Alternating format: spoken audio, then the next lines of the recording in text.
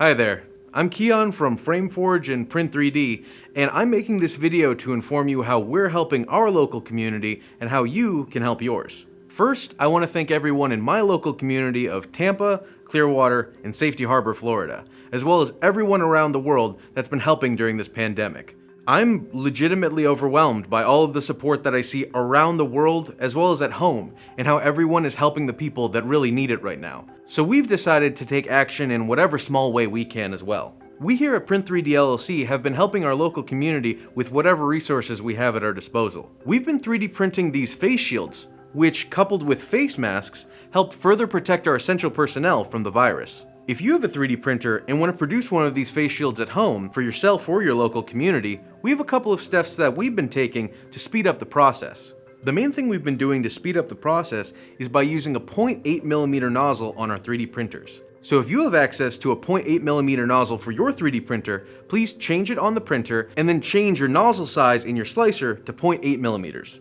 The other thing we've been doing is printing at 0.4mm resolution, which prints faster and thicker plastic. With those print settings, we've been printing 2 of these visors for every 1 hour.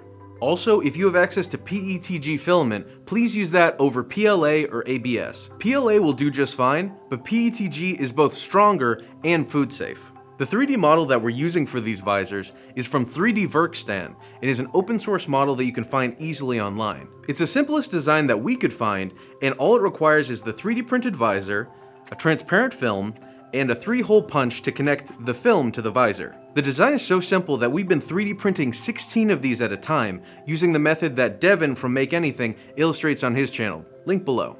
The original 3D model wasn't optimized for this level of mass production, so we've modified the design to have a hollow area here so it can be printed vertically very easily. Like Devin illustrates in the Make Anything video, I took the original 3D model and then offset it by, for me, 0.4mm because we're using a 0.4mm resolution, and then stacked one on top of each other with a 0.4mm separation. That way, when they're taken off the 3D printer, they can be separated very easily. I've included in the description the 1, 4, 8, and 16 stacked versions of this 3D model. That way, if you have a 0.8mm nozzle and a 0.4mm resolution, you can replicate what we've been doing by mass producing these visors. Once we have the 3D printed visor and the transparent film hole punched, then we package them together with step-by-step instructions on how to assemble the visor so the recipient can put it together themselves. There's a link below to the instructions that we're packaging with each visor. Please feel free to use or edit them yourself. I'm personally not an expert on the matter, so our process can definitely be improved.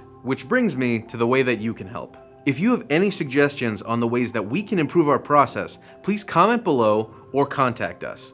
We want to make sure that we are doing the best good with the resources that we have at our disposal.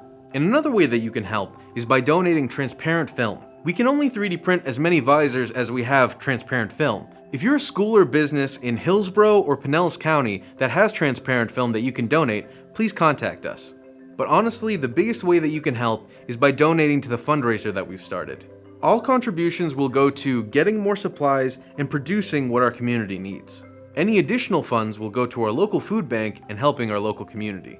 Please do not, under any circumstance, feel obligated to donate. We have enough resources to keep producing these visors for the near future. We understand that a lot of people are unemployed right now, and a lot of others are even taking pay cuts because of the economic circumstance, even when they're still working. Please do not donate if it's going to negatively impact you financially. But if you can donate to this drive, we are going to make sure that these funds do the most good that they can. And the last way that you can help is by sharing this video. We hope that this video will be beneficial to makers that don't know where to start and really want to help their community. We've also included links to other personal protective equipment that can help. And if you want to start your own movement, please feel free to contact us so we can share and help you get started. And honestly, the best things that you can do at home right now are by supporting your local restaurants and businesses, by contacting your local leadership like your town hall or your mayor and seeing what they need. But finally, if you stay home and stay healthy, you're doing the most good that you can. You will get through this. This is going to be a memory of how resilient you and your community are, and that when we really needed it, we gave each other a helping hand. You're already doing an amazing job by staying healthy and social distancing. So stay strong, make sure you're getting the rest that you need, and keep up the good work. And from all of us here at FrameForge and Print3D, We're really proud of you, and thank you.